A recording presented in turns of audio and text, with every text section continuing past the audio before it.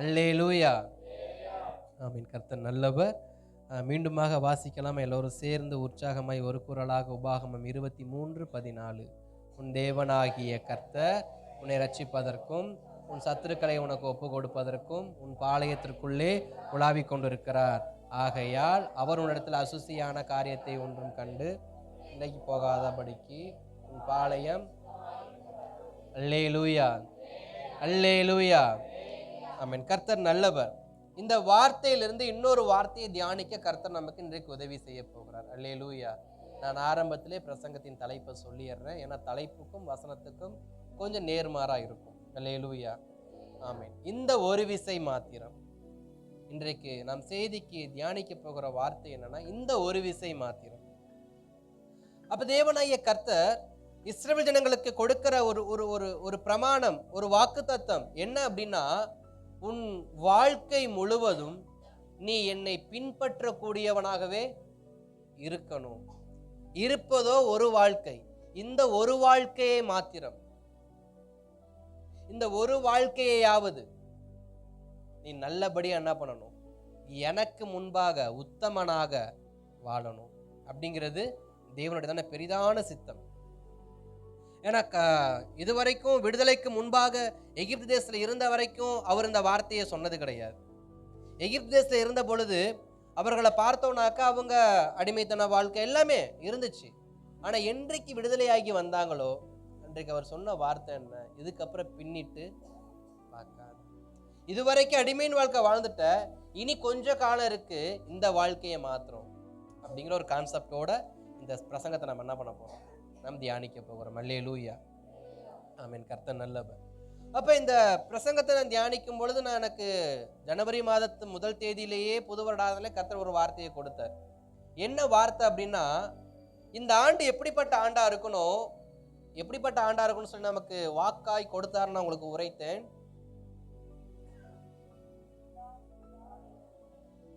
உலாவுகிற தேவன் வாக்கு தத்தம், நான் அதை கேட்கல. வாக்கு தத்த வசனத்தை நான் கேட்கல. கர்த்தர் இப்படி ஒரு வார்த்தையை எனக்கு கொடுத்தார், இப்படி ஜெபம் பண்ணி இப்படி ஒரு வார்த்தையை கொடுத்தார். நான் ஒரு வார்த்தையை சொன்னேன் உங்களுக்கு. இந்த ஆண்டு நம்ம எப்படி இல்ல இல்ல இல்ல இல்ல இல்ல இந்த ஆண்டு நான் எப்படிப்பட்ட, இந்த ஆண்டு நான் எப்படி இருக்கணும் அப்படின்னு கேட்டோம். நான் நடக்கிறவனா, நான் ஓடுறவனா,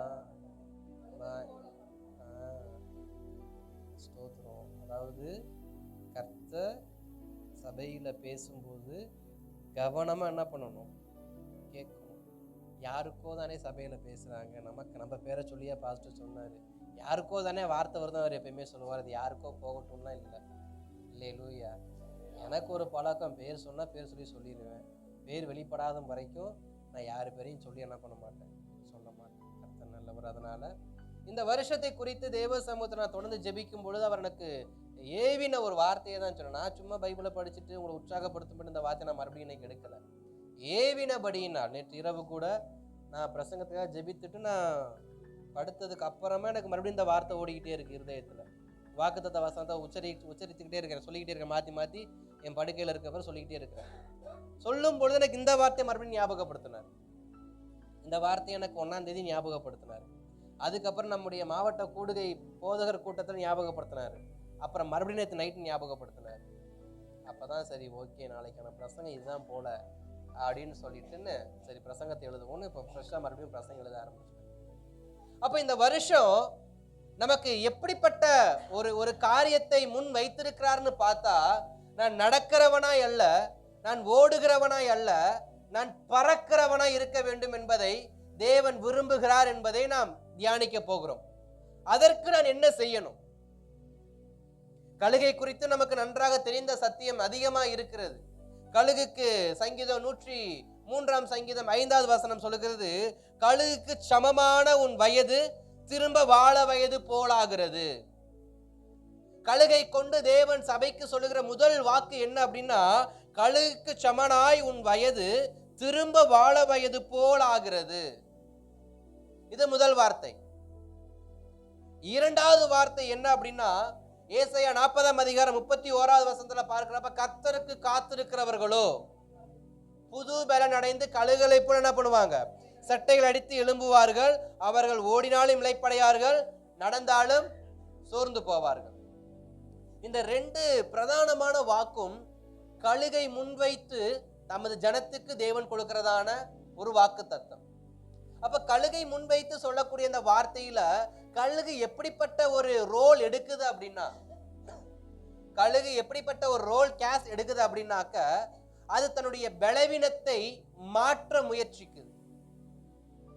கழுகு கிட்ட நம்ம கற்றுக்கொள்கிற காரியங்கள், ஒன்று தன் பலவீனத்தை அது உடைக்க முயற்சிக்கிறது. ஒன்று தன் பலவீனத்தை அது உடைக்க முயற்சிக்கிறது. இரண்டாவது, தன் பழையவைகளை விட்டு புதியவைக்குள் புகுந்து வர முயற்சிக்குது. பழையவைகளை விட்டு புதியவைக்கு நேராக. அப்ப கழுகு இரண்டாவது காரியம் நம்ம கற்றுக் கொடுக்கிறது என்ன, பழசு அல்ல புதுசு. பழையவைகள் அனைத்தும் ஒளிந்து போயின, எல்லாம் புதிதாய் மாறின என்ற வார்த்தையின்படி கழுகு நம்ம கற்றுக் கொடுக்கிற இரண்டாவது விஷயம் என்ன, இதுவரைக்கும் நீ பார்த்தது போதும், இதுவரைக்கும் நீ பார்த்தது போதும், இதுக்கப்புறம் உன்னுடைய பார்வை எப்படி இருக்கணும், புதியதா இருக்கணும் அப்படின்னு. மூன்றாவது முக்கியமானது, இனி என் பலன் அல்ல, இனி என் பலன் அல்ல. அந்த குறிப்பிட்ட அந்த 30வது வயது, அந்த 40 வயதுல கழுகு ஏற்படுத்துகிற அந்த ஸ்தோத்திரம் உச்சக்கட்ட வேதனைக்கு தன்னுடைய பிறப்பின் அனைத்தையும் அது இழந்து விடும். கழுகுக்கு எப்பொழுது தன்னுடைய இறகுகள், தன் அழகு, தன் நகங்கள்லாம் உடையுமா, அந்த குறிப்பிட்ட வருடத்துல, அந்த 35-40 வயதுலையோ தான், அந்த குறிப்பிடத்தக்க வயதுல தான் பிறப்புல ஏற்படுத்தப்பட்டதான அழகு, இறகு, நகங்கள் எல்லாம் உடையும். அது வரைக்கும் அதுக்கு எதுவுமே உடையாது. இது இந்த பிரசங்கத்துக்கு ஒரு முக்கியமான ஒரு குறிப்பு. நம்முடைய வாழ்க்கையில நாம் பிறந்தது முதல் இதுவரைக்கும் நம்மோடு பிரயாணிக்கிற, நம் தோளில் சுமந்து கொண்டு, நம் இருதயத்தில் சுமந்து கொண்டு வரக்கூடிய காரியங்கள் எத்தனையோ இருக்கு. கழுகை போல எனக்கு பிறவி குணம் பாஸ்டர், இது எனக்கு எங்க அப்பா காலத்துல இருந்து எனக்கு இருக்கு, இது எங்க அப்பாட்ட இருந்து எனக்கு இருக்கு. இப்படி தலைமுறையை நாம் கை காட்டுவதா இருந்தாலும், இல்ல எனக்கு விவரம் தெரிஞ்சதுல இருந்தே நான் இப்படிதான் பாஸ்டர் இருக்கேன், இதுவே எனக்கு பழக்கம், இதுதான் எங்க கலாச்சாரம், இப்படின்னு சொல்லி நம்ம பல விஷயத்த நம்முடைய வாழ்க்கையில வச்சிருக்கிறோம். அது போலதான் கழுகும் வச்சிருந்துச்சு. இது நான் பிறந்த பொழுது எனக்கு முதலாக வந்ததான சிறகு, முதல்ல முளைத்ததான நகம், அழகு, இதை வைத்து நான் எத்தனை மீன்களை நான் பிடிச்சிருக்கிறேன், எத்தனை இடத்துல வேட்டையாடிக்கிறேன்னு கழுகு பக்கா பெருமை இருக்கும். ஏன்னா ராஜ பருந்தாச்சா கழுகு, அதாவது பறவை இனத்திலேயே ராஜப்பறவை கழுகுதான். அப்ப அந்த கழுகு தன்னுடைய பெருமைகளை எப்படி அடுக்குது அப்படின்னா, என்னுடைய உச்சத்தில் இருக்கும் பொழுது, நான் சுமார் ஒரு 90 அடி அல்லது 250 அடிக்கு மேல நான் பறந்தாலும் என் பார்வை என் இறைய விட்டு என்ன பண்ணாது, விலகாது. தன்னுடைய நோக்கத்தின் மேல கழுகு எப்படிப்பட்டதா இருக்கும், தீவிரமா இருக்கும். அது ஒரு மீனா இருக்கலாம், அல்லது ஒரு எலியா இருக்கலாம், ஒரு பூனையா இருக்கலாம், எதுவா வேணா இருக்கலாம். கழுகுவோட கால் பட்டுச்சுன்னா எதுவா இருந்தாலும் கொஞ்ச நேரத்துல அவுட் ஆயிரும். அப்ப கழுகுடைய பார்வை என்ன, தீவிரமான பார்வை. எதன் மேல, இறை மீது, எவ்வளவு தூரத்துல இருந்தாலும். அப்ப கழுகுக்கு ஒரு பெருமை இருக்கு. என்ன பெருமை, நான் குறி வைத்தா அது தப்பாது, நான் வச்ச குறி தப்பாது. நான் ஒரு காரியத்தை முடிவு பண்ணிட்டேன்னா அது நடக்காம என்ன ஆகாது, போகாது. ஏன்னா கழுகு சோத்துற ஒரு மீனை பார்த்து குறி வச்சுட்டு அந்த மீன் நினைக்காது கழுகு விட்டதா சரித்திரம் இருக்கா? காத்திருந்து காக்குமா கொக்கை விட கழுகு எப்படிப்பட்டதா இருக்கும், அதை விட ஒரு பொடி மேலா இருக்கும். இப்ப முதல் பெருமை என்ன, நான் நினைச்சத நிச்சயமா நடக்கும். இரண்டாவது, தன் இறகுகளை குறித்து அதுக்கு ஒரு பெருமை. கழுகு நீங்க பாத்தீங்கன்னா அதிகமா அடிச்சுக்கிட்டே இருக்காது. இந்த காக்கா மாதிரியோ கோழி மாதிரியோ பட பட அடிக்கவே செய்யாது. ஒரு முறை அடிச்சிச்சு எழும்பிருச்சுன்னா அப்புறம் அந்த ஆகாசத்துல பறந்துகிட்டே தான் இருக்கும். அது அதிகமா உழைக்கணும்னு அவசியம் இல்லை. ஏன்னா அதோடைய இறகு அதுக்கு என்ன பண்ணும், ரொம்ப சௌரியமா இருக்கும். அது பறந்துகிட்டே இருந்தா போதும். ஜஸ்ட் அந்த காற்றினுடைய அந்த அலைக்கு ஏற்றபடி தன்னுடைய நம் உடம்ப லெஃப்ட் ரைட் ஒரு பெண்டு, ஒரு 90 டிகிரி, ஒரு 45 டிகிரின்னு அது லைட்டா ஷேக் பண்ணாலே போதும், அது காத்துல மிதந்துகிட்டே இருக்கும். அப்ப ஸ்தோத்திரம், கழுகுக்கு இருக்கிற இன்னொரு பெருமை என்ன அப்படின்னா, நான் அதிகமாய் பிரயாசப்பட தேவையில்லை, நான் உச்சத்திலே இருப்பவன். நான் அதிகமாய் பிரயாசப்பட தேவையில்லை, நான் உச்சத்திலேயே இருப்பவன், என்னை மிஞ்சுவதற்கு யாரும் இல்லை. இது நம்முடைய வாழ்க்கைக்கு எப்படி நம்ம மாத்திக்கலாம் அப்படின்னா, கன்வே பண்ணிக்கலாம் அப்படின்னா, நான் வேர்வை சிந்த வேணாம், நான் பிரயாசப்பட வேணாம், நான் வேலை செய்ய வேணாம், எனக்காக சேமித்து வைக்கப்பட்ட சொத்துக்கள் எனக்கு போதும். இப்படியும் தேசத்துல பல பேர் என்ன பண்றாங்க, இருக்கிறாங்க. சில பேர பிள்ளைங்க, சில பிள்ளைங்க, எங்க அப்பா சொத்து சொத்து எனக்கு தானே, எங்க தாத்தா சொத்து பேரனுக்கு தானே, இப்படிதான பலவிதமான விஷயத்தை நான் உழைக்க வேணாம், நான் பிரயாசப்பட வேணாம், நான் கட்ட வேணாம், ஆனா எனக்கானது என்ன பண்ணும், எனக்கு கிடைக்கும், நான் உச்சத்துல என்ன பண்ணுவேன். இப்படிப்பட்ட பெருமை கழுகுக்கு என்ன பண்ணுது, இருக்கு. இந்த கழுகை கொண்டு வந்து எங்க வச்சிருக்காரு ஆண்டவர்னா, ஒரு இடிபாடுகளுக்குள்ள வச்சிருக்காரு. நீ உன் பெருமையை பேசி, உன்னுடையதான உனக்கு நான் கொடுத்த கிருபையை நீ போக்கடிச்சு, ஏன்னா கழுகுக்கு இறைய அடிக்கிறது ஒரு கிருபை. ஆகாசத்துல இறக அடிக்காம அதை விரித்து பறப்பது ஒரு கிருபை. நான் உனக்கு கிருபையை கொடுத்தா, நீ கொடுத்த கிருபையை நீ பெருமைக்கு மெத்தனமத்துக்கு நீ என்ன பண்ற, பயன்படுத்திட்டு இருக்கான்னு சொல்லி அதுக்கு ஒரு சோதனை காலத்தை வச்சதுதான் எல்லாத்தையும் புடுங்கிடுவார். அதனுடைய பிறப்புல அதோடு கூட இருந்த அனைத்தையும் அது பிடுங்கப்பட்டதா என்று குறிக்கும். அழகு உடஞ்சிருச்சு, வளருமான்னு தெரியாது. இறகு பிச்சு எரிஞ்சாச்சு, திரும்ப அது முளைக்குமான்னு தெரியாது. நகங்கள் உடைக்கப்பட்டுருச்சு, மறுபடியும் அது முளைக்குமான்னு தெரியாது. இப்ப கழுகுக்கு இருக்கிற ஒரே ஒரு நம்பிக்கை என்ன நம்பிக்கை, தன் பிறப்பின் மேல் வைத்த பெருமை அல்ல, இனி நான் பிழைப்பது தேவ கிருபை என்று கழுகு தன்னை சாஷ்டாங்கமாக தேவ சமூகத்துக்கு ஒப்பு கொடுக்கும். அதாவது இயற்கையின் விதிக்கு தன்னை ஒப்பு கொடுக்கும். அப்ப யார் தன்னை தேவ சமூகத்துக்கு தன்னுடைய பழைய பெருமைகளை பேசாமல், முந்தினவைகளை யோசிக்காதே, பூர்வ மனதை கர்த்தர் ஒரு புதிய காரியத்தை செய்கிறாரு வாக்குத்தத்தம் இருக்கு அப்படின்னா, அந்த புதிய காரியத்துக்கு என் வாழ்க்கை எந்த அளவுக்கு தீவிரப்பட வேண்டும் என்பதை நான் ஜாக்கிரதையாக நான் பார்க்கணும். கழுகு மீண்டும் உயர பறக்கணும் அப்படின்னா, இனி கழுகு பறக்க போகிற அடுத்த 30 வருஷமோ அடுத்த 40 வருஷமோ தன் பிறப்பால் வந்த பலன் கிடையாது கழுகுக்கு. கழுகுக்கு தன்னுடைய பிறப்பால் வந்த பலனோ, இயற்கையில தன் தாயோ தன் தகப்பனை கற்றுக் கொடுத்ததான வேட்டையாடும் விதிமுறைகளையோ கழுகு இனி பயன்படுத்த போறதில்லை. காரணம், அது எல்லாம் முடிந்தது. முந்தினவைகள் அனைத்தும் முற்று பெற்றாயிற்று. இனி கழுகு எழும்பணும்னா அது இயற்கையின் அதிசயத்தை தான் நம்பி இருக்கணும். பறவைகளுக்கு, விலங்குகளுக்கு இயற்கையின் அதிசயம் என்றால், மனிதனாகிய நமக்கு தேவ கிருபை. என் மேல் தேவ கிருபை என்கிற அந்த இயற்கையின் அதிசயம் காணப்பட வேண்டும் என்றால், என் பழையவைகள் அனைத்தையும் என்ன பண்ணணும், ஒழித்து கட்டணும். கழுகுக்கு ஒத்த வாழ வயது எனக்கு வேணும் அப்படின்னா, கர்த்தருக்கு காத்திருக்கிறவர்கள் கழுகுகளை விரித்து உயர பறப்பார்கள் சொல்லப்பட்டிருக்குன்னா, அந்த கழுகு காத்திருக்கு பார்த்தீங்களா இயற்கையின் அதிசயத்துக்கு. ஏன்னா விலங்குகளுக்கு ஒரு நம்பிக்கை இருக்கு, ஏன்னா நான் இயற்கையால் உண்டாக்கப்பட்டவன், எனக்கு அனைத்தும் இயற்கையிலிருந்து என்ன பண்ணும், கிடைக்கும். எல்லா மிருகங்களும் பாருங்க, வீட்டில் வளர்க்குற மிருகத்துக்கு தான் டாக்டர்கிட்ட போயிட்டு ஊசி போடுவோம். காட்டு மிருகத்துக்கு யார் ஊசி போடுறா? யார் ஊசி போடுறது கிடையாது. அப்ப இயற்கை, அதாவது மிருகங்களுக்கு இயற்கையாகவே, இயற்கையிலே அதுக்கு வைத்தியம் உண்டு, எல்லாமே உண்டு. அப்ப அந்த கழுகு காத்திருக்குது, என்னை உருவாக்கின இயற்கையே எனக்கு ஒரு அதிசயத்தை செய். நான் சொல்லணும், என்னை படைத்த என் கர்த்தாவே, என் வாழ்க்கையில் ஒரு அதிசயம் நடக்கணும், என் வாழ்க்கையில ஒரு அதிசயம் நடக்கணும். அதுக்கு நம்முடைய சமூகத்தில் காத்திருக்கிறேன். உம்முடைய சமூகத்தில் காத்திருக்கிறேன். நான் எவ்வளவாய் தேவ சமூகத்தில் காத்திருக்கிறேனோ அவ்வளவாய் தேவன் என்னோடு உலாவ ஆரம்பிப்பார். அந்த கழுகு எவ்வளவாய் இயற்கையை ஏற்றுக்கொண்டு இயற்கையின் சக்திகளுக்கு தன்னை ஒப்பு கொடுத்து என்னோடு இயற்கையின் அந்த சக்திகள் உலாவட்டும், அந்த காற்று உலாவட்டும், அந்த நெருப்பு உலாவட்டும் அப்படின்னு சொல்லி தன்னை விட்டு கொடுக்குதோ, அந்த விட்டு கொடுத்ததுக்கு அப்புறமா தான் ஒரு மாற்றம் நடக்கும். என்ன நடக்கும்? ஒரு உயிர்ப்பிப்பு உண்டாக ஆரம்பிக்கும்.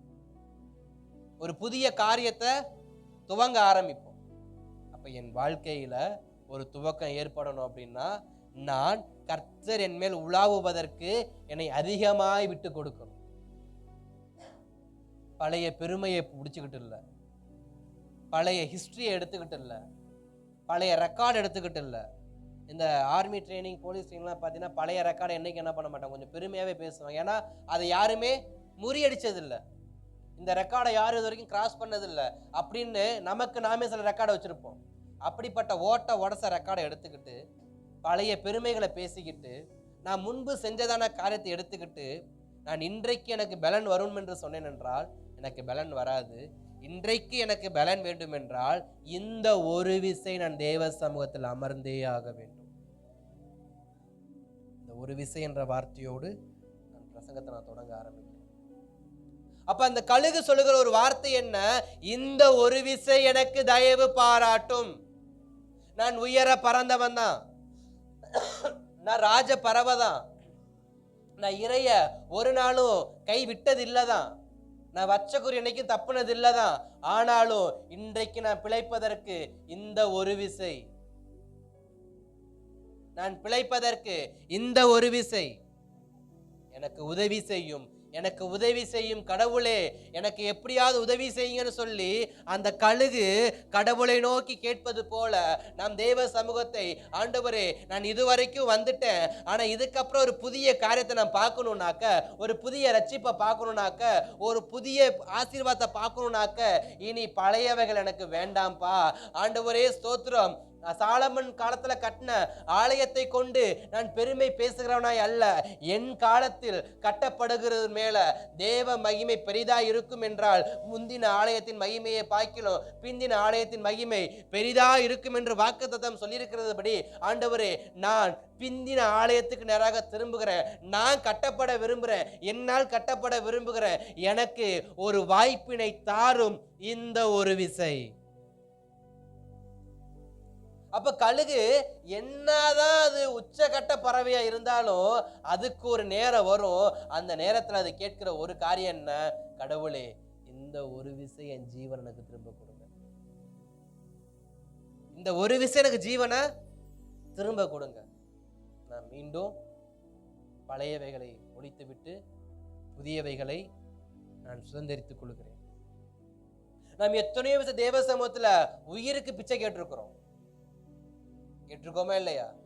எப்படியாவது என்னைய காப்பாத்திருங்க ஆண்டவரே, என்னைய காப்பாத்திருங்கன்னு உயிரை பிச்சை கேட்டு வாங்கி வாழ்ந்தோம். அந்த உயிருக்கு நம்ம எப்படிப்பட்டவங்களா வாழல? உண்மையானவங்களா? மரண பயம் நமக்கு வந்திருக்கு. அப்ப தேவ சமூகத்துல இந்த ஒரு விசை எனக்கு இரக்கம் பாராட்டுங்கப்பா, இந்த ஒரு விசை எனக்கு ஜீவனை கொடுங்கப்பா, இந்த ஒரு விசை இந்த ஒரு விசை இந்த ஒரு விசைன்னு கெஞ்சி கெஞ்சி கெஞ்சி அந்த ஜீவனை நம்ம பிடிச்சு வச்சிருக்கிறோம். ஆனா அந்த ஜீவனை நம்ம எப்படிப்பட்ட ஒரு ஒரு ஒரு நிலையில வச்சிருக்கிறோம்னு பார்த்தாக்க ஒரு கேவலமான, ஒரு அவலட்சணமான, ஒரு பாவத்துக்கு நேராக, ஒரு அசுத்தத்துக்கு நேராக. அதனாலதான் வேதம் சொல்லுது, அசுத்தத்தை கண்டு அவரை விட்டு போகாதபடிக்கு உனக்கு கொடுக்கப்பட்ட ஜீவன் என்கிற அந்த பாளையம் சுத்தமா இருக்கணும்.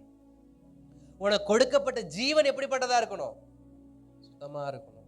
நீ கேட்டுதானே பெற்றுக்கொண்ட?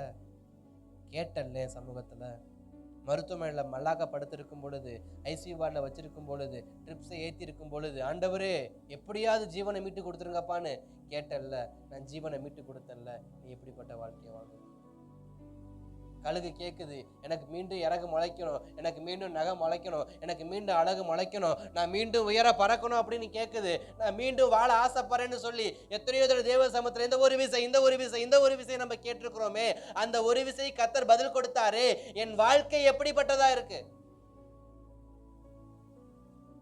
என் வாழ்க்கை எப்படிப்பட்டதை கேட்டு பெற்றுக்கொண்ட ஜீவன் எப்படிப்பட்டதா நான் வச்சிருக்கிறேன்? ஜீவனை அசுத்தமா வச்சிருக்கிறேனா? பரிசுத்தமா வச்சிருக்கிறேனா, சுத்தமா வச்சிருக்கிறேனா, சுகாதாரமா வச்சிருக்கேனா கொஞ்சம் பார்க்கணும். ஒரு விசைன்னு சொல்லி ஒரு மனுஷன் கேட்டான். நியாயாதிபதிகள் புஸ்தகத்துல ஸ்தோத்திரம் 16ஆம் அதிகாரத்துல 28வது வசனத்தை ஒருவர் படிங்கல. நியாயாதிபதிகள் புஸ்தகம் 16ஆம் அதிகாரம் 28வது வசனத்துல அங்க சிம்சோன் எனக்கூடிய ஒரு தேவ மனிதன் அங்க ஒரு வார்த்தையை கேட்கிறாரு. இந்த ஒரு விசை எனக்கு உதவி செய்யுங்க ஆண்டவரே, இந்த ஒரு விசை எனக்கு உதவி செய்யுங்க ஆண்டவர். வாசிக்கலாமா? அப்பொழுது சிம்சோன் கர்த்தரை கூப்பிட்டு, கர்த்தராகிய ஆண்டவரே, நான் என் 2 கண்களுக்காக ஒரே தீர்வை பெலிஸ்தர்கள் கையிலே பழிவாங்கும்படி இந்த ஒரு விசை மாத்திரம் என்னை நினைத்தருளும்.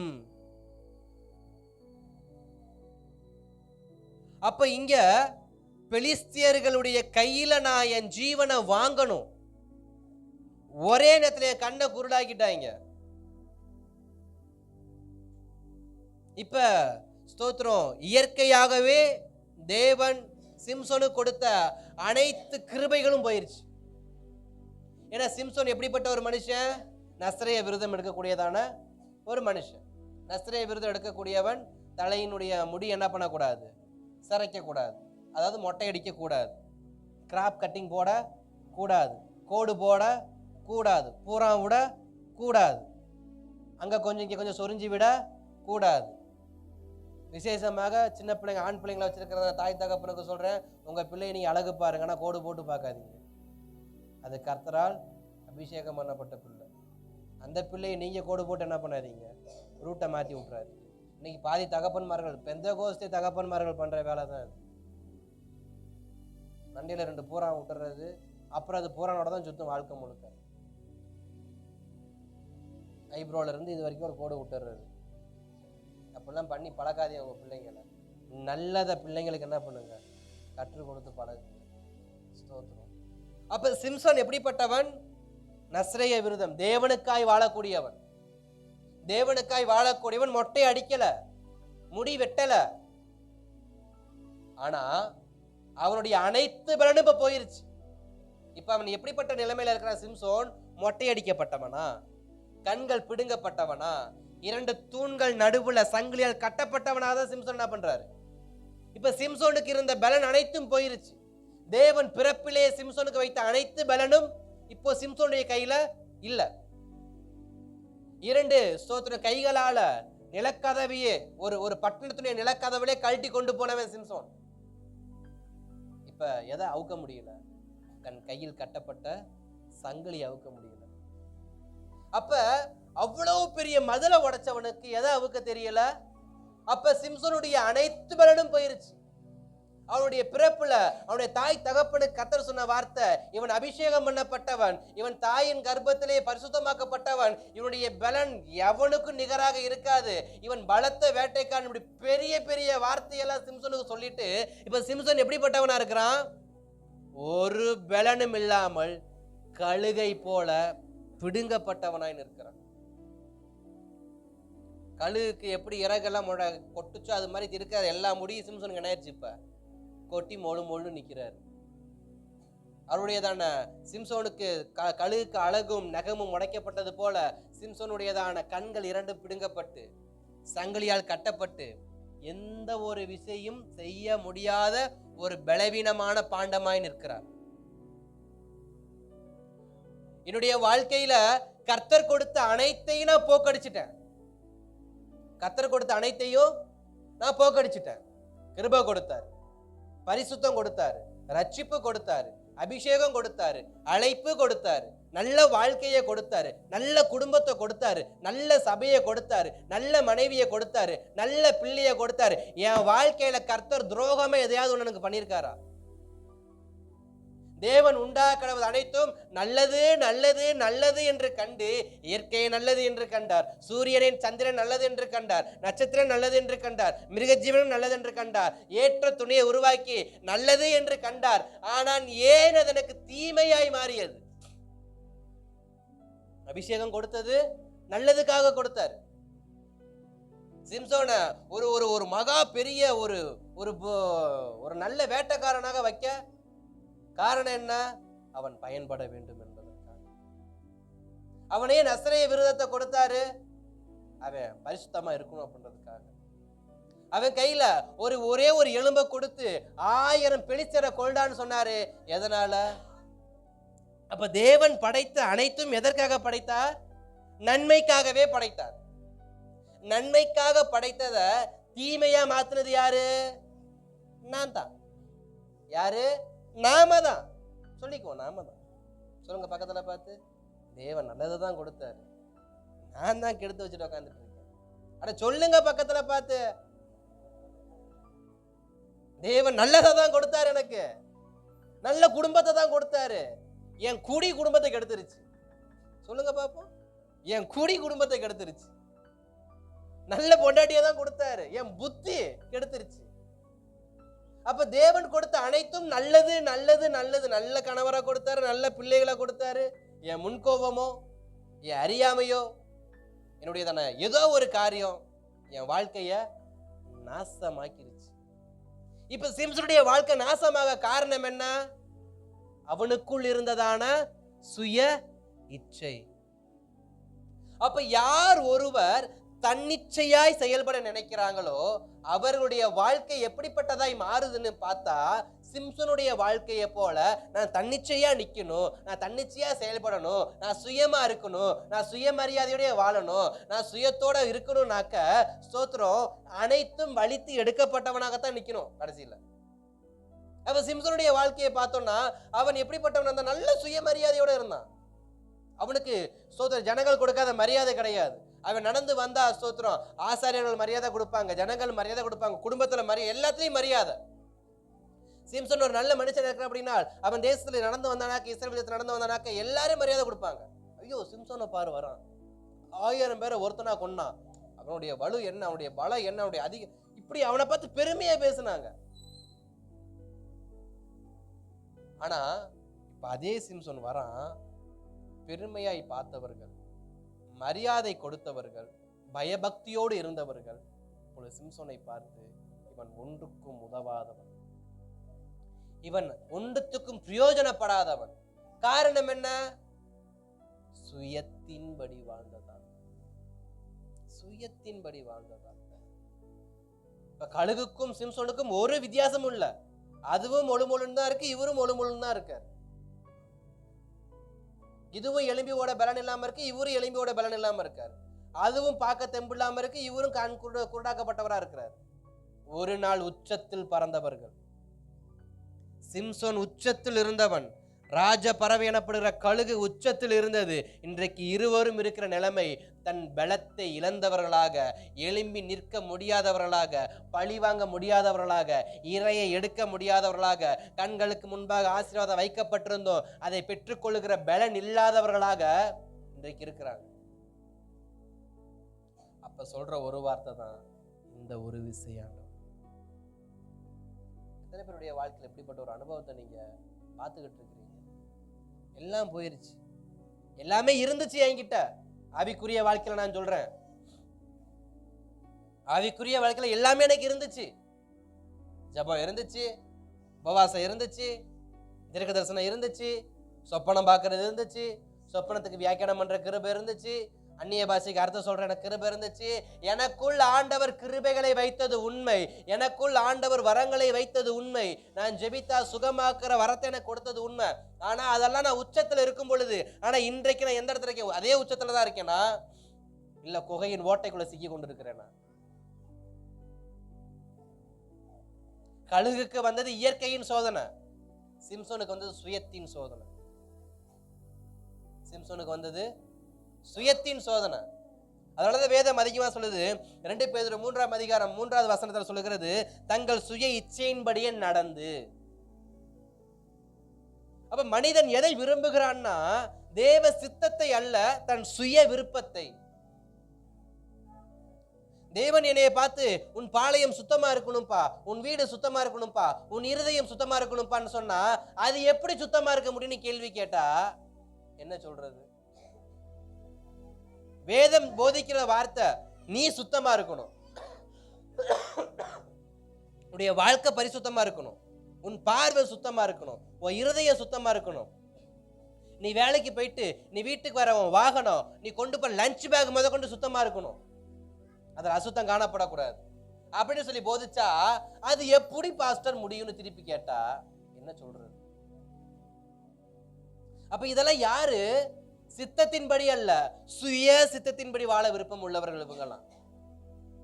இவங்க வசனம் கேட்பாங்க. இந்த கூட்டம் எப்படின்னா வசனத்தெல்லாம் ஆணு வாயில ஈப்போற அளவுக்கு கேட்பாங்க. ஆனா அங்கிட்டு போயிட்டு அவர் அப்படித்தான் சொல்லுவார், அதெல்லாம் நடைமுறைக்கு சாத்தியம் இல்லை. ஏன்?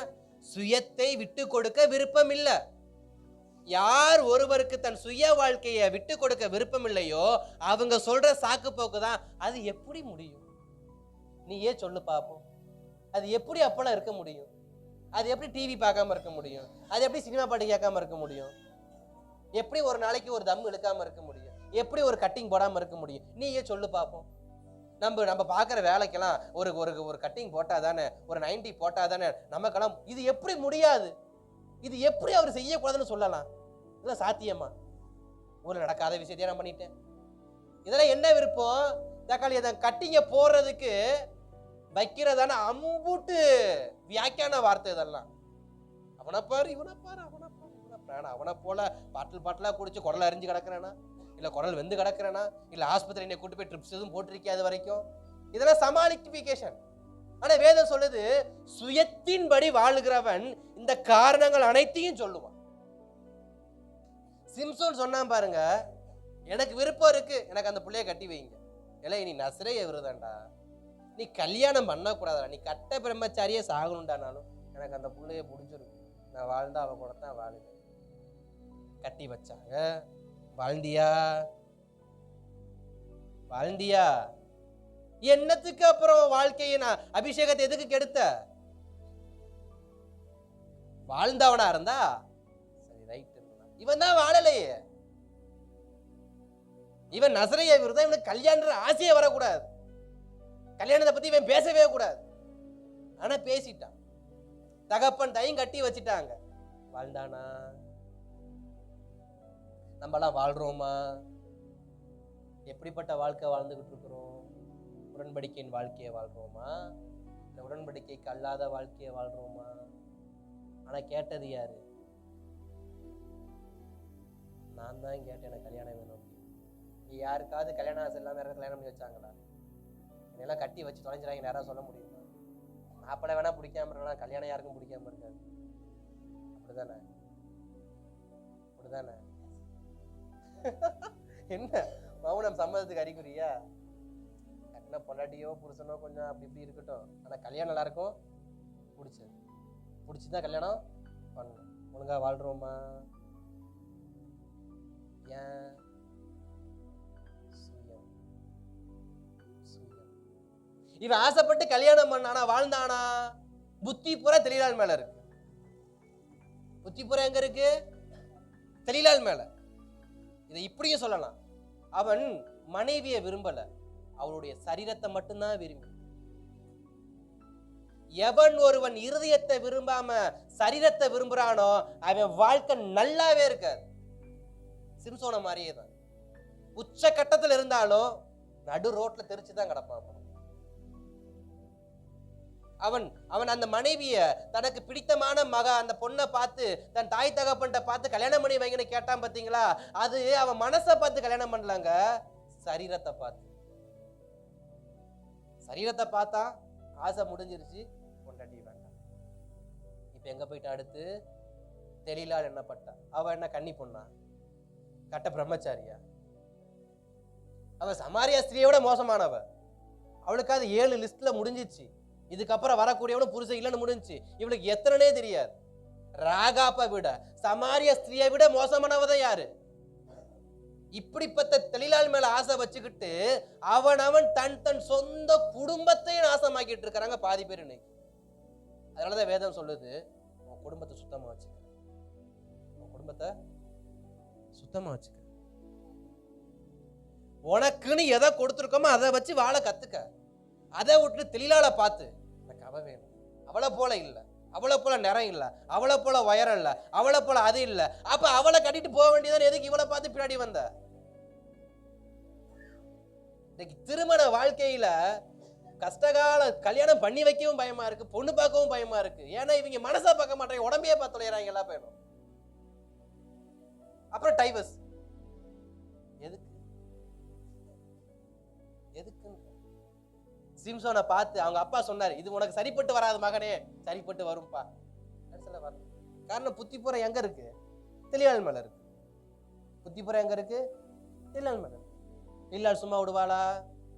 நல்லா வலிச்சு புடுங்கி உட்கார வச்சுட்டாரு. இப்ப ஆள் எப்படி இருக்காரு பார்க்க? நல்லா மொழு மொழுன்னு, அது என்ன பேரு, என்ன எப்படி சொல்லுவாங்க, மூஞ்சப்பெல்லாம் மொழு மொழுன்னு ஏதோ ஒரு சொல்லுவாங்க, எனக்கு சரியா ஞாபகத்துல போல வரல, இருக்கட்டும். அப்படி ஒரு மொழு மொழு மூயில உட்கார வச்சிருக்காங்க. யார? சிம்சோனை. இந்த நிலைமைக்கு வர காரணம் என்ன?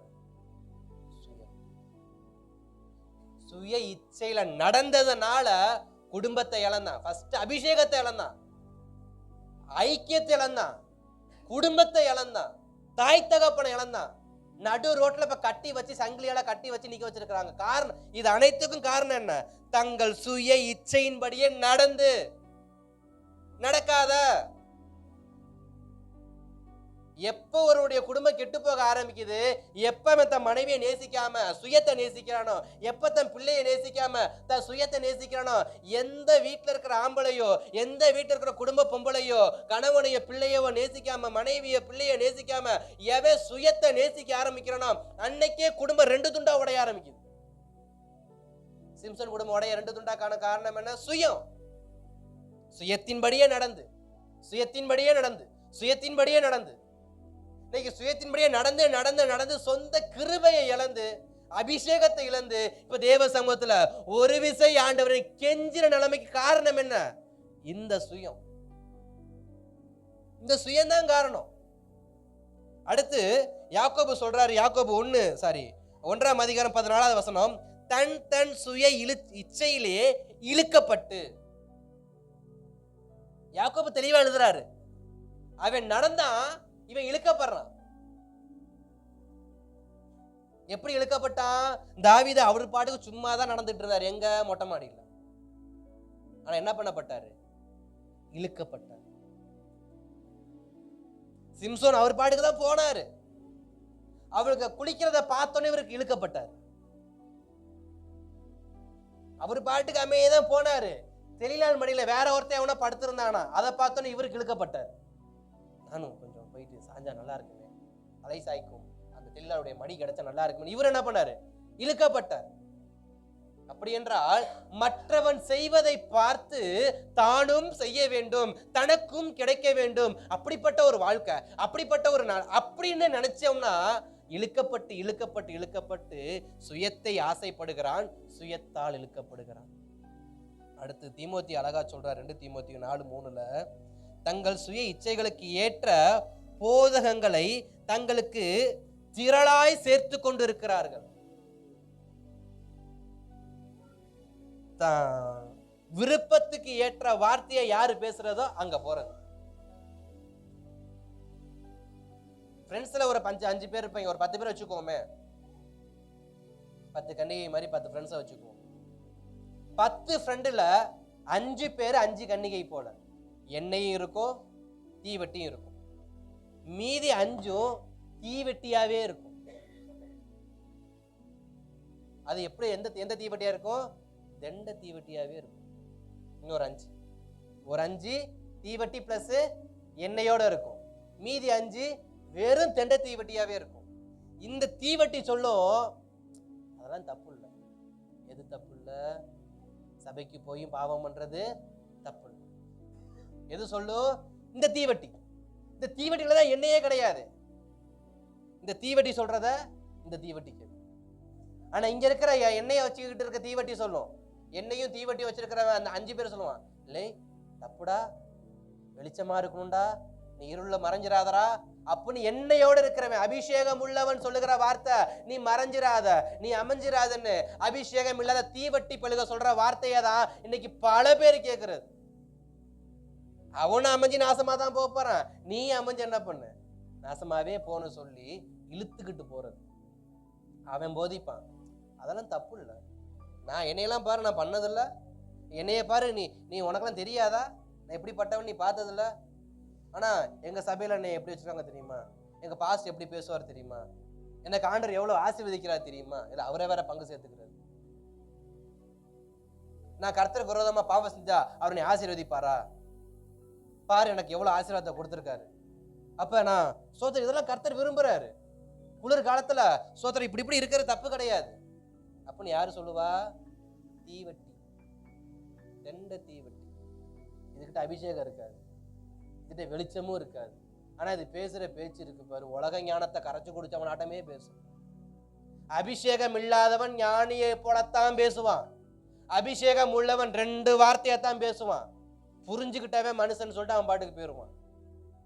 ஏன்னா அபிஷேகம் உள்ளவன் பேசுற வார்த்தைலாம் நல்ல மாட்டுக்கு அந்த வார்த்தையை தான் அவன் பேசுவான்.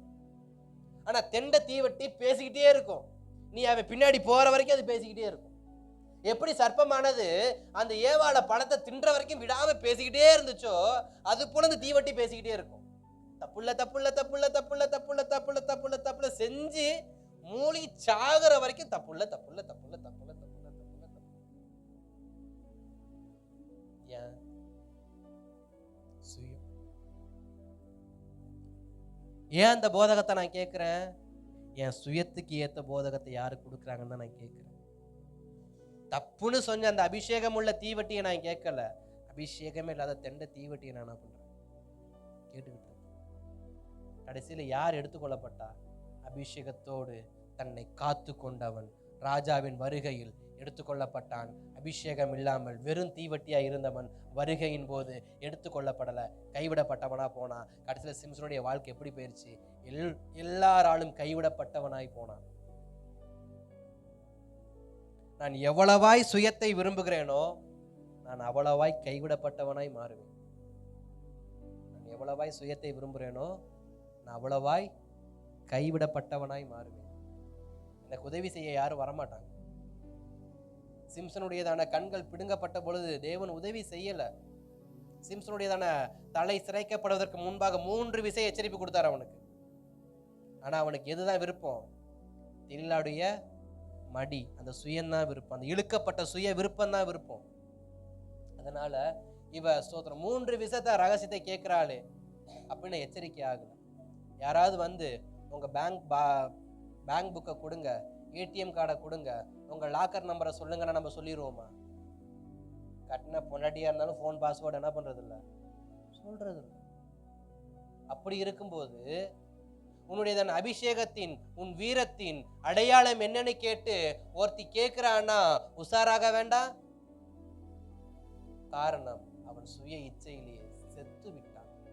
நடந்தவன், இழுக்கப்பட்டவன், போதகத்தை கேட்டவன் இப்பொழுது செத்து கிடக்கிறான். அதுல எழும்ப முடியாது. அந்த மயக்கம், இச்சை என்கிற மயக்கம், சுயம் என்கிற மயக்கம், தன் விருப்பம் என்கிற மயக்கம், அதுல இருந்த சிம்சோனுக்கு எதுவுமே தெரியல. அவன் எதுக்கு கேட்டான்னு தெரியல. 3வது விஷயம் உண்மையை சொன்னதுக்கு அப்புறமா தலையை வருட ஆரம்பிக்கிறான். அப்ப கூட அவனுக்கு என்ன பண்ணல? அறிவு வரல. தலையில கை வச்சப்ப கூட ஆண்டவர் நெருடலை கொடுத்தாரு. ஆனா அவனுக்கு அது சுகமா இருந்துச்சு. சில நெருடல் அநேகருக்கு சுகமா இருக்குல்ல. ஆண்டவர் கொடுக்குற நெருடல்லாம் நமக்கு சுகமா இருக்கு. வேண்டான்னு கொடுக்குற நெருடல்லாம் நீ தேய்மா. நெருடலை சுகமா எடுத்துக்கொண்டோம்னா வாழ்க்கை கேவலமாயிரும், சிம்சோனை போல. அதனால ஒரு விசை ஆண்டவரே தேவ சமூகத்துக்கு தயவா வந்துருங்க. ஒரு விசை ஆண்டவரே, எனக்கு சில நெருடலை கொடுத்தீர், ஆனா அதை நான் சுகம் என்று நினைத்து விட்டேன். சில எச்சரிப்பை கொடுத்தீர், ஆனா அதை நான் பார்த்து எனக்கு பலன் தான் அதிகமா இருக்கு, என்னை யார் மேற்கொள்ள முடியும்? ஒரு தேசத்தின் 1000 பெலிஸ்தியர் வந்தே மேற்கொள்ள முடியல, இவ என்னைய கொன்றுவாளா? ஒரு அச்சம், ஒரு அலட்சியம். மன்னிங்க ஆண்டவரே, இந்த ஒரு விசை ஜெபித்தார். சிம்சோன் ஜெபிக்கிறார், ஆண்டவரே இந்த ஒரே ஒரு விசை மாத்தனுக்கு ஜீவனை மட்டும் கொடுத்துருங்க. இதுக்கப்புறம் நான் உங்களுக்கு பிரியமில்லாத வாழ்க்கை என்ன பண்ண மாட்டேன், வாழ மாட்டேன். கேட்கிறார். அப்ப ஸ்தோத்திரம், இதுவரைக்கும் சிம்சனுடைய அனைத்து பலன் என்ன ஆயிருச்சு? போயிருச்சு. காரணம் சுயம். சுயத்தினாலே சிக்குண்டான், சுயத்தினாலே இழுக்கப்பட்டான், சுயத்தினாலே தள்ளுண்டப்பட்டான், சுயத்தினாலே செத்து போனான். அவன் தாயின் கர்ப்பத்தில் கர்த்தர் கொடுத்த அபிஷேகம் போயிருச்சு. தாயின் கர்ப்பத்துல கர்த்தர் கொடுத்த அழைப்பு போயிருச்சு. தாயின் கர்ப்பத்துல கர்த்தர் கொடுத்த பிரதிஷ்டை போயிருச்சு. வளர்ந்து வந்த 8ஆம் நாள்ல கொடுத்த பிரதிஷ்டை போயிருச்சு. இத்தனை ஆண்டு காலங்களாக 25 வருஷமா 20 வருஷமா கட்டி காத்த நசரேய விருதம் போயிருச்சு. இப்ப எல்லாம் போயிருச்சு. ஒன்றும் இல்லாதவனா இருக்கிறான். ஆனால் சங்கீதம் 103 ஸ்தோத்திரம் 5 சொன்னது போல, கழுகுக்கு சமனாய் உன் வயது திரும்ப வாழ வயது போல மாறுன்னு சொன்னாரு. எப்படி திரும்ப சிம்சோனை கர்த்தர் உருவாக்குனாரு? அந்த ஒரு ஜெபத்தை கேட்டாரு. சிம்சோனுக்கு அந்த ஜெபத்துக்கான பதில் எப்படி திரும்ப கொடுத்தாரு? உன்னுடைய முந்தின பலத்தை விட இனி உன்னுடைய பலன் எப்படிப்பட்டதா இருக்கும்? ரெட்டிப்பா இருக்கும். நீ செய்ய விரும்புறத தாராளமா செய். ஒரு விசை மாத்திரம்னு மட்டும்தான் சிம்சோன் ஜெபம் பண்ணாரு. அந்த ஒரு விசை சிம்சோனுக்கு ஆண்டவர் கிருபையை கொடுத்தாரு. அபிஷேகத்தை திரும்ப ரெட்டிப்பா கொடுத்தாரு. எப்ப? தாயின் கர்ப்பத்துல கொடுத்த அபிஷேகம் அது முடிஞ்சு போச்சு. இந்த தேசத்துல 2 தூண்களுக்கு நடுவுல இருக்கிறப்ப கொடுக்கிற அபிஷேகத்தை இப்ப ஸ்தோத்திர சிம்சோன் அனுபவிக்கிறாரு. என்னன்னா, ஒரு இழுல அது வரைக்கும் இழுத்து பார்த்தா வராத அந்த தூணு ஒரே இழுல அந்த அதிகாரத்தை முடியறப்ப வாசிங்க. அந்த வசனம் அழகா சொல்லும். 16, 30, 31 வசனத்தை வாசிங்களேன். என் ஜீவன் பெலிஸ்தரோடே கூட சொல்லி பலமாய் சாய்க்க அந்த வீடு இருந்த பிரபுக்கள் மீதும் எல்லா ஜனங்கள் மேலும் விழுந்தது. இவ்விதமாய் அவன் உயிரோடு இருக்கையில் அவனால் கொல்லப்பட்டவர்களை பார்க்கிலும் அவன் சாகும் போது போதும். அப்ப 2 வார்த்தைக்கும் வித்தியாசத்தை பாருங்க. அவன் உயிரோடு இருந்தப்ப கொன்றவர்களை பார்க்கிலும். அப்படி என்றால் அவனுக்கு கொடுக்கப்பட்ட முந்தின கிருபை வேற, முந்தின அபிஷேகம் வேற, முந்தின பலன் வேற. ஆனா இப்ப கொடுத்திருக்கிற அபிஷேகம் வேற, பலன் வேற, எல்லாமே வேற. அதனாலதான் வேதம் தெளிவா சொல்லுது, அவன் உயிரோடு இருந்து கொன்றதை போவிட அவன் சாகும் போது கொன்றவர்கள் அதிகம்.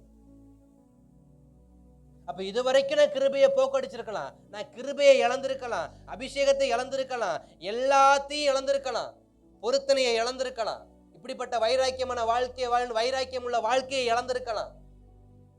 யார் மேலே ஆசைப்பட்டு, எது மேலே ஆசைப்பட்டு, நிக்கிறது மேல ஆசைப்பட்டு, பறக்கிறது மேல ஆசைப்பட்டு, ஊறுறது மேல ஆசைப்பட்டு என் அழைப்பை நான் இழந்திருக்கலாம். ஆனா ஒரு விசை மாத்திரம் தேவ சமத்தை நம்ம ஜெபம் பண்ண ஆரம்பிச்சோம் அப்படின்னா மீண்டும் நம்மேல் உலாவுவதற்கு அவர் உண்மை உள்ள தேவனா இருக்கிறார். இஸ்ரவேல் என்ன பார்த்து சொன்ன ஒரே ஒரு வார்த்தை, நீ அசுத்தமா இருந்தாலும் நீ சுத்தமாயிட்டு என் சமூகத்துக்கு வா, நான் மீண்டும் உன் மேல என்ன பண்ணுவேன்? அசைவாடுவேன். தாவீது 51ஆம் சங்கீதத்துல கேட்கிற ஒரே ஒரு விஷயம் என்ன? ஆண்டவரே கிருபை தாங்க, கிருபை தாங்க, உங்களுடைய அபிஷேகத்தை எனக்கு தாங்க, உங்க மகிமையை எனக்கு தாங்க, என்னை விட்டு எடுத்து போட்டுறாதீங்கன்னு சொல்லி சங்கீதக்காரன் தாவீது அழுதுகிட்டே இருக்க காரணம் என்ன? கிருபை போச்சுன்னா சகலமும் போச்சு. தேவ தயவு போச்சுன்னா அனைத்தும் போச்சு. என் வாழ்க்கையில சேர்த்து வச்ச, சம்பாதிச்சு வச்ச பெயர், புகழ், பணம் அனைத்தும் போச்சு. கிருபை இல்லைன்னா ஒண்ணுமே இல்லை. தயவு இல்லைன்னா சுத்தமா இல்லை. அப்ப தாவீது கேட்கிறாரு, ஆண்டவரே தயவு செஞ்சு என் மேல இருக்கிறவங்க அபிஷேகத்தை என்ன பண்ணிடாதீங்க, எடுத்துறாதீங்க. அவ்வளவு பயப்படுறாரு. ஆனா இன்றைக்கு அந்த அபிஷேகத்தை நம்ம எந்த அளவுக்கு கலங்கடிச்சு கொண்டு இருக்கிறோம். இஷ்டத்துக்கு ஃபுட்பால் மாதிரி பந்தாடுறோம், போஸ்ட்டுக்கு போஸ்ட் அபிஷேகம் பறக்குது. ஜபத்துல இல்லை, அசுத்தத்துல, அவ்விசுவாசத்துல. விசுவாச அறிக்கை பண்ண வேண்டியதுக்கு கொடுக்கப்பட்ட அபிஷேகம் அவ்விசுவாசத்துல பறக்குது. நற்சாட்சி பெற வேண்டிய அபிஷேகம் தீமையான சாட்சியை பெற்று கிடக்குது. அதான் சொல்றாரு, நீ அசுத்தமா இருந்தாலும் சரிப்பா, உன்னை சுத்திகரிச்சுட்டு மீண்டும் என் சமூகத்துக்கு வா, உண்மையில என்ன பண்ணுவேன்? உலாவுவேன். இதுக்கு சரியான உதாரணம் தான் சிம்சோன். அவ்வளவு கேவலமான வாழ்க்கையை வாழ்ந்திருந்தோம். தேவன் நன்மையான வாழ்க்கையை கொடுத்தோம், அதை தீமையாக்கி அசுத்தமாக்கி கெடுத்து குட்டிச்சவராக்கி நாசமா போகியும் தேவ சமூகத்துல ஒரு விசை ஆண்டவர்னு சொல்லி ஜெபிக்கும் பொழுது அவ்வளோ பெரிய கிருபையை போக்கடிச்சவனுக்கே தேவன் இரக்கம் பாராட்டுவார்னா ஏன் நமக்கு பாராட்ட மாட்டார்? நம்ம என்ன சிம்சனோட கேவலமான வாழ்க்கையா வாழ்ந்துட்டோம்? சிம்சோனை மாதிரி பொன்னாட்டிக்கு துரோகம் பண்ற வாழ்க்கையா வாழ்ந்துட்டு இருக்கிறோம். சிம்சோனை போல வப்பாடி கூட சுத்துற வாழ்க்கையா வாழ்ந்துட்டு இருக்கிறோம். சிம்சோனை போல எல்லா பாக்குறத பூரா எனக்கு தான் ஆசைப்படுற வாழ்க்கையா வாழ்ந்துட்டு இருக்கிறோம். இல்லையே, எதுவும் உண்டா? லூயா சோத்திரம். அமைதியாவே இருந்தா என்ன பண்றது? டவுட் வருதா இல்லையா திடீர்னு? அப்படிலாம் இல்லைல்ல. அப்புறம் ஏன் நான் கிருபையை புதுப்பிக்க கூடாது? அப்புறம் ஏன் என் பாளையத்தை நான் சுத்திகரிக்க கூடாது? அப்ப ஏன் பாலத்தை நான் மீண்டும் கட்டக்கூடாது? ஏன் தேவ சமயத்துல ஒரு விசை ஆண்டவர்னு கேட்க கூடாது? ஏன் கேட்டா தேவன் கொடுக்க மாட்டாரு? என்ன உங்களுக்கு ரகசியம் சொல்லட்டா? பொண்டாட்டி வேணா மன்னிக்காம இருக்கலாம், புருஷன் வேணா மன்னிக்காம இருக்கலாம், கர்த்தர் மன்னிக்காம இருக்கவே மாட்டார். அவங்க அடம் பிடிக்கிறதுனே பிறந்தவங்க, இவங்களும் அடம் பிடிக்கிறதுக்குனே பிறந்தவங்க. ஆனா எப்படா நம்மள்ட்ட வருவான்னு காத்துட்டே இருக்க ஒரு நல்ல தகப்பன் நமக்காக ஒரு என்ன பண்ணாரு இருக்கிறாரு. அல்லேலூயா. அதனால அவரு சமூகத்துல போய் சரண்டர் ஆயிருங்க. சிம்சோன் தாய் தகப்பன்ட்ட போய் மன்னிப்பு கேட்கல, அது ரெண்டாவது. ஆனா முதல்ல தேவ சமூகத்துல வந்த ஆண்டவரே ஒரு விசை என்னை எழுப்பி மட்டும் விடுங்க, இவங்க ஒரு வழி பார்த்துட்டு வந்துடுறேன், எனக்கு ஒரு அபிஷேகம் வேணும். தேவ சமூகத்தில் எனக்கு ஒரு அபிஷேகம் வேணும் ஆண்டவரே, எனக்கு ஒரு பிரதிஷ்டை வேணும்ப்பா. நான் ஒரு பிரதிஷ்டை உள்ள வாழ்க்கையை வாழணும், நான் ஒரு சாட்சி உள்ள வாழ்க்கையை வாழணும், நற்சாட்சி உள்ள வாழ்க்கையை வாழணும். ஒரு விசை உதவி செய்யும். அல்லேலூயா. இரண்டாவது நபரை நான் வேகமாய் சொல்லிவிட்டு நான் என்னுடைய செய்தியை நான் முடிக்க விரும்புகிறேன். 1 ராஜாக்களின் புஸ்தகத்துல 19ஆம் அதிகாரத்துல 11வது வசனத்துல இங்க மனிதன் தேவ சமூகத்தை நோக்கி கெஞ்சினான். சிம்சோன் தேவனை நோக்கி ஒரு விசை என்றார். இங்க தேவன் மனிதனை பார்த்து ஒரு விசை என்கிறார். அந்த வசனத்தை வாசிங்கல. 1 ராஜாக்கள் 19:11. இப்போதும் நீ போய்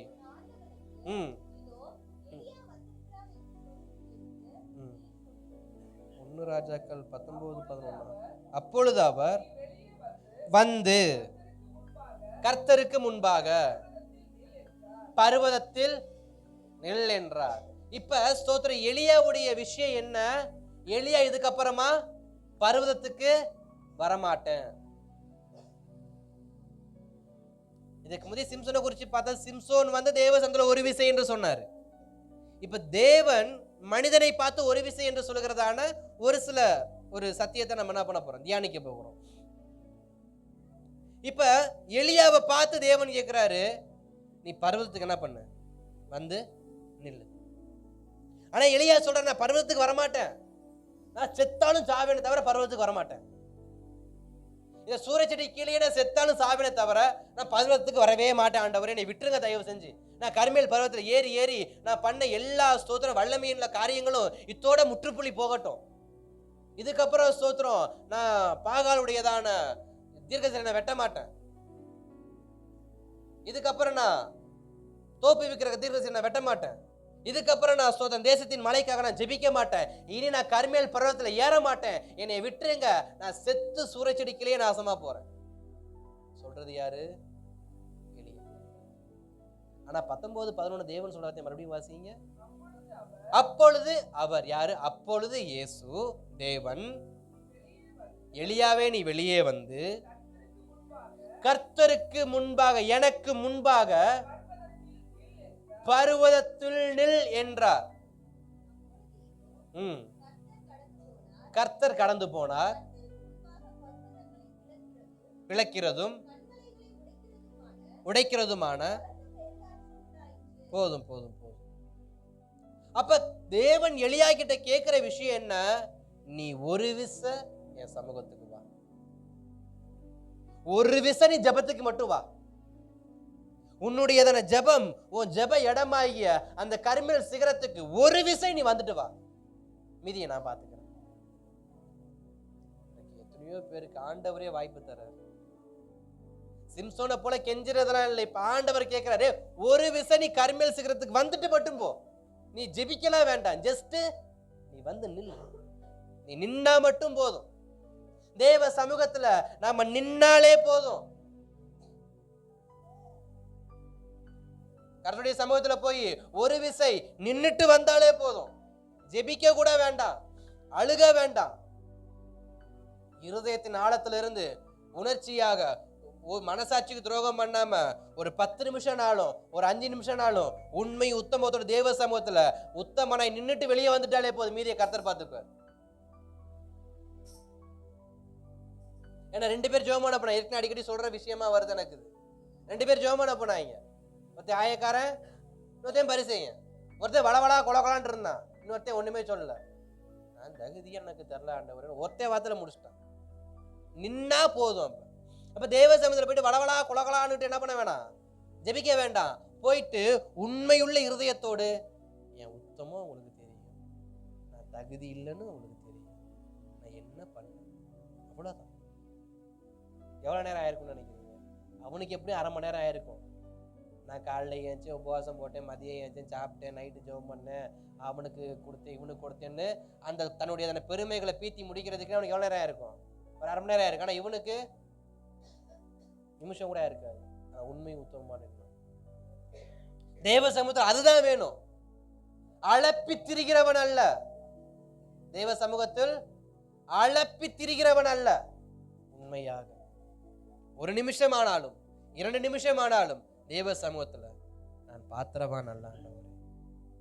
வாயின் வார்த்தைக்காகவோ முகஸ்துதிக்காகவோ இல்ல, இன்னைக்கு முகஸ்துதிக்காகவே ஜெபம் பண்றோம் தேவ சமூகத்துல.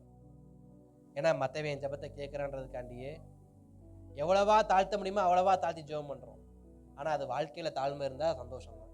வாயில இருக்கிற தாழ்மை, வார்த்தையில இருக்கிற தாழ்மை இருதயத்துல இருந்தா ரொம்ப சந்தோஷம் தான். அல்லேலூயா.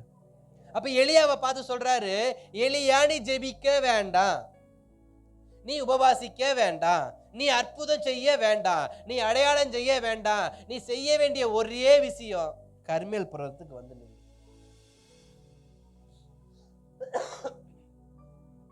ஆனா எலியாவும் கர்மேல் பர்வதத்துக்கு போகாம இருக்கிறது ஒரு காரணம் இருக்கு. என்ன காரணம் தெரியுமா? அதுவும் சுயம்தான். அதுவும் சுயம்தான். அவருடைய சுயம் என்னன்னா சாகணும், நான் வாழக்கூடாது, நான் கர்த்தருக்காக வாழக்கூடாது, கர்த்தருக்காக வாழ்வதை விட செத்து மடிவதே உத்தமம். கர்த்தருக்காக வாழ்வது உத்தமமா, செத்து மடிவது உத்தமமா? இன்றைக்கு பல பேர் எடுக்கிற முடிவு என்ன? செத்தாலும் சாவுவேன், நான் வாழ. அல்லேலூயா. 2025 அப்படி பல வார்த்தை உங்க வாயிலிருந்து வந்திருக்கலாம். ஆனா 26 இப்படிப்பட்ட வார்த்தையை உதுத்துறாதீங்க. வாழுங்க. ஒரு விசை வந்து நில்லுப்பான்னு எலியாவை பார்த்து ஆண்டவர் கேட்கிறாரு. ஒரு விசை வந்து நில்லுடா, உனக்கு செய்யற அற்புதத்தை மட்டும் பாடுறான்னு யார்கிட்ட கெஞ்சுறா? தேவன் அற்பமான மனிதன் கிட்ட போய் கெஞ்சுறாரு. ஒரு விசவா. இன்றைக்கும் சபைக்கு அதே வார்த்தையை ஆண்டவர் சொல்றாரு. சிம்சோனை போல சிலர் இருந்தா எலியாவை போலரும் சில சபையில என்ன பண்றீங்க? இருக்கதான் செய்றீங்க. இந்த எலியா போற தேவ சமூகத்துல இருக்கிறவங்களுக்கு சொல்ற வார்த்தை, நீங்க மறுபடியும் ஒரு விஷயம் தேவ சமூகத்துக்கு போய் தான் பாருங்க. ஒரு விஷயம் போய் பார்த்துட்டு வாங்க. தேவ சமூகத்துல உங்களுக்காக அவர் காத்து வைத்திருக்கிற அற்புதங்கள், உங்களுக்காக அவர் வைத்திருக்கிற அதிசயங்கள் என்னவென்று நமக்கு நன்றாக தெரியும். ஒரு விசை பர்வதத்துல வந்து நில், ஒரு விசை வந்து நில், ஒரு விசை வந்து. எலியா சொல்றாரு, எனக்கு வேண்டாம் ஆண்டவர், எனக்கு பயமா இருக்கு, நான் வரமாட்டேன், அவனை கொன்றும் அப்படி இப்படின்னு. நீ வந்து நில்லு. ஒரு வார்த்தை அழகா சொல்றாரு. ஸ்தோத்திரம். நீ கர்த்தருடைய பர்வதத்துக்கு வந்துட்டு நீ செய்ய வேண்டிய ஒரு 3 காரியம் சொல்லப்படுது. அங்க வாசிங்க 13வது வசனத்துல வந்து, எலியா கேட்டபோது மூடிக்கொண்டு கெபியின் வாசலில் நின்றான். அப்பொழுது இதோ எலியாவே, என்ன காரியம்? ஸ்தோத்திரம். இப்ப எலியா வாசலுக்கு வந்துட்டாரு. வந்தவருக்கு ஒரு சத்தம் கேக்குது. என்ன சத்தம்னா, நீ செய்ய வேண்டிய ஒரு 3 முக்கியமான காரியம். நீ செய்ய வேண்டிய ஒரு 3 முக்கியமான காரியம். அது யார் யாரு? நீ அசைகள் என்ன பண்ணணும்? அபிஷேகம் பண்ணணும், நீ யெகோவா அபிஷேகம் பண்ணணும், உன் ஸ்தானத்தை எலிசாவை அபிஷேகம் பண்ணணும். இதை பண்ணிட்டு நீ எங்க வேணா உளுந்துக்க போய், ஆனால் இதை பண்ணிட்டு போய் என்ன பண்ணு, உளுந்து கடை.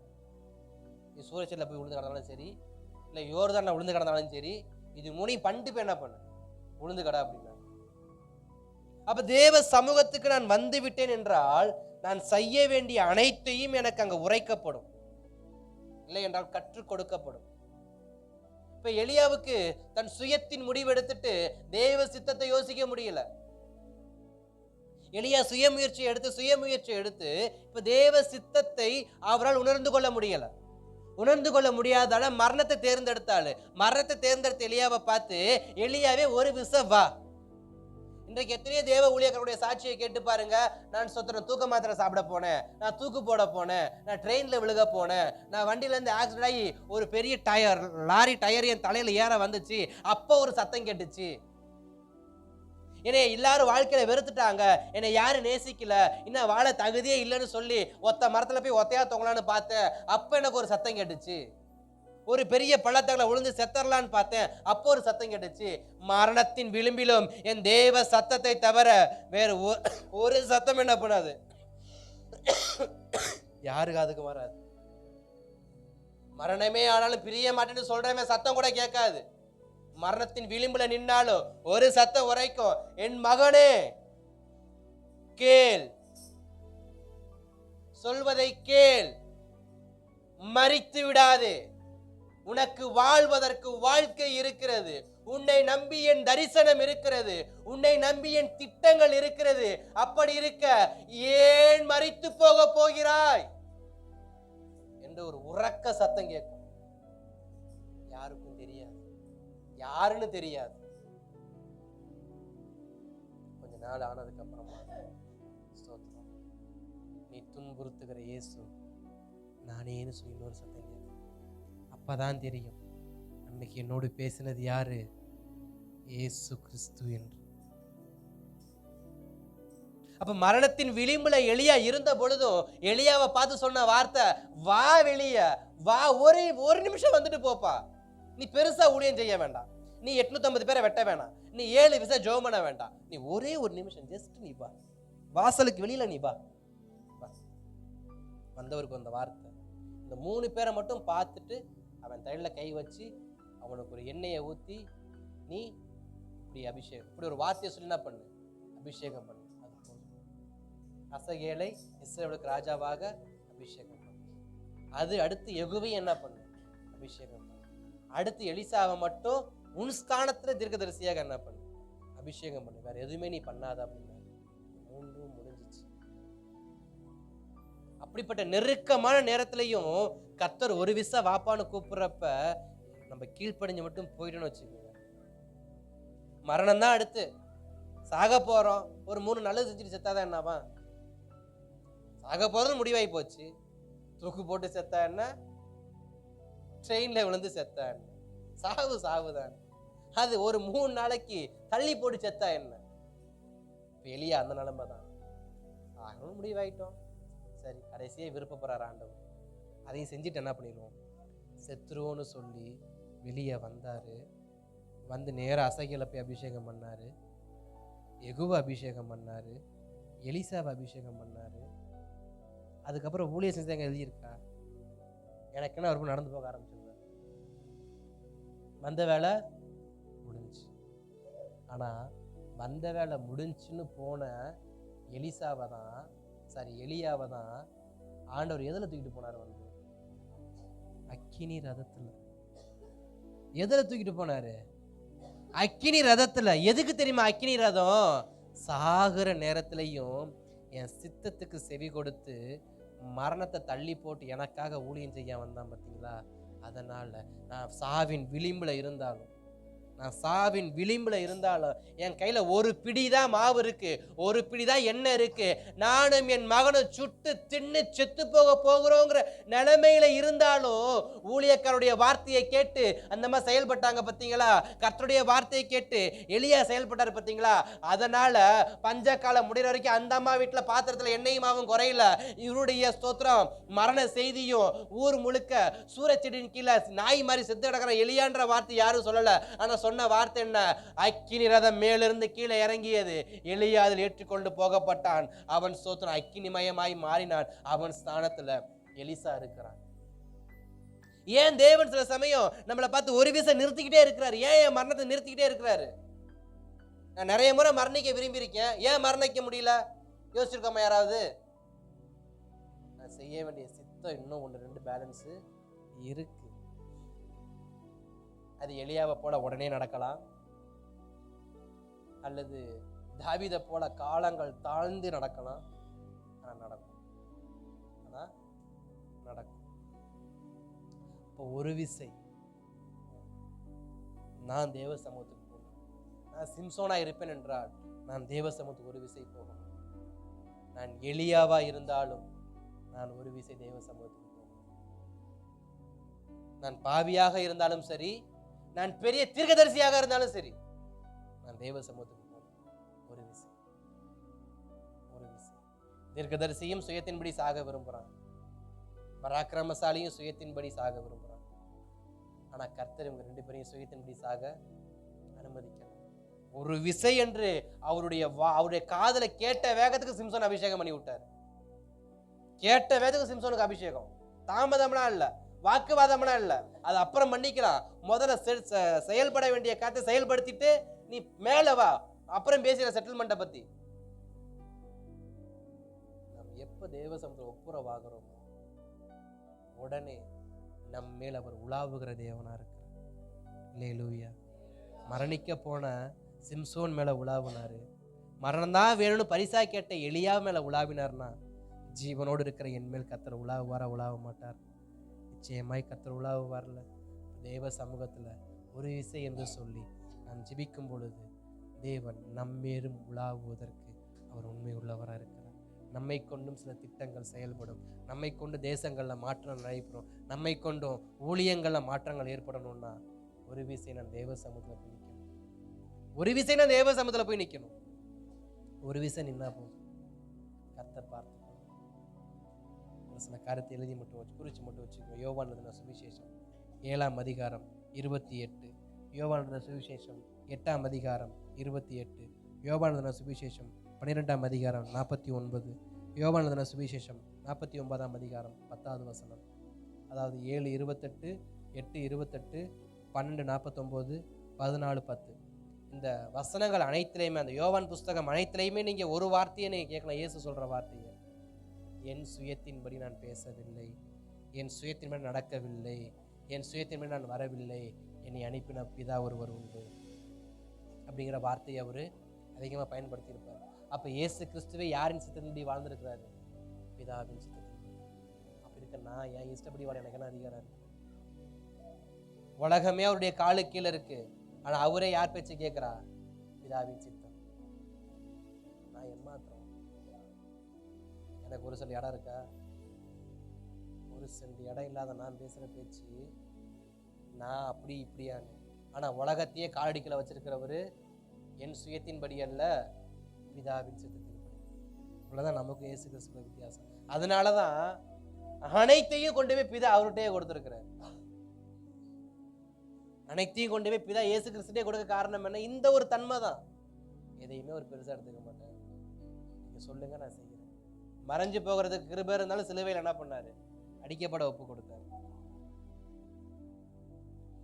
ஒரு நிமிஷத்துல யூதாசை தூக்கி எறிஞ்சிட்டு போக முடிஞ்சாலுமே யூதாசை 3 வருஷமா கூட வச்சுக்கிட்டு தான் இருந்தார். அதுதான் இயேசுனார். காரணம் அவர் சித்தத்தின்படி வாழ விரும்பல, அவர் சுயத்தின்படி வாழ விரும்பல. பிதாவின் சித்தத்தின்படி என்னுடைய வாழ்க்கையும் பிதாவின் சித்தத்தின்படியே இருக்கும் என்றால், எத்தனை துரோகிகள் வந்தாலும், எத்தனை கலவர்கள் வந்தாலும், எத்தனை விதமான ஸ்தோத்திரம் என்னை அடித்து துன்புறுத்த நினைக்கக்கூடியதான முரட்டாட்டம் உள்ளவர்கள் வந்தாலும், என்னை மகிமைப்படுத்துகிறவர் மகிமைப்படுத்தி கொண்டே இருப்பார். அல்லேலூயா. தேவ சமூகத்தில் ஒரு விசை முழங்கால் போட்டு நம் ஜெபத்தில் ஒப்பு கொடுக்கலாமா? கேட்ட வார்த்தையில் ஆண்டவரே ஸ்தோத்திரம். என்னோடு கர்த்தர் உலாவுவீராக. சிம்சோனோடு உலாவின பரிசுத்த ஆவியானவர், எலியாவோடு உலாவின பரிசுத்த ஆவியானவர் என்னோடு உலாவுவீராக. சிம்சோனை போல நான் ஆண்டவரை இச்சையில் விழுந்தவனாய் அல்ல, எலியாவை போல சுய விருப்பத்தில் விழுந்தவனாய் அல்ல. ஆண்டவரே, நான் உம்மை பிரகடனப்படுத்த விரும்புகிறேன்ப்பா, உம்மை பிரகடனப்படுத்த விரும்புகிறேன்ப்பா, உம்மை பிரகடனப்படுத்த விரும்புகிறேன்ப்பா. என்னை தாழ்த்துகிறோம் ஐயா, எங்களை தாழ்த்துகிறோம் ஐயா, எங்களை தாழ்த்துகிறோம் ஐயா. தேவ சமூகத்தில் தேவாவியானவரே, என் கணவர் ஒரு வேளை ஸ்தோத்திரம் முரட்டாட்டம் பண்ணக்கூடிய மனுஷனாக இருக்கலாம். சிம்சோனை போல சில கணவர் இருக்கலாம், சிலருடைய கணவர் எலியாவை போல இருக்கலாம், சிலருடைய மனைவி சிம்சோனை போல, சிலருடைய மனைவி எலியாவை போல, சிலர் பிள்ளைகள் எலியாவை போல, சில பிள்ளைங்க சிம்சோனை போல, எப்படி வேணா இருக்கலாம். தேவ சமூகத்தில் ஒரு விசை என்று ஒப்பு கொடுங்க ஆண்டவரே. ஒரு விசை சிம்சோனுக்கு இறங்கியது போல, ஒரு விசை எலியாவுக்கு இறங்கியது போல எங்களை ஒப்பு கொடுக்குறோம்ப்பா.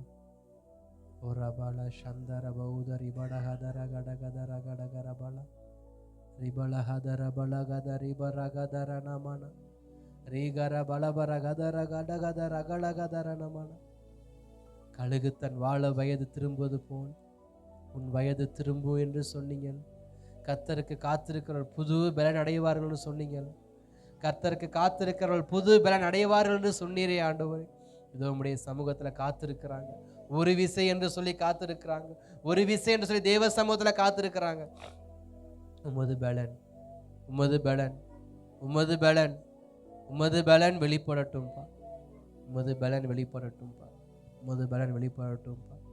உமது கரத்தில் ஒப்பு கொடுக்கிறோம். எஸ்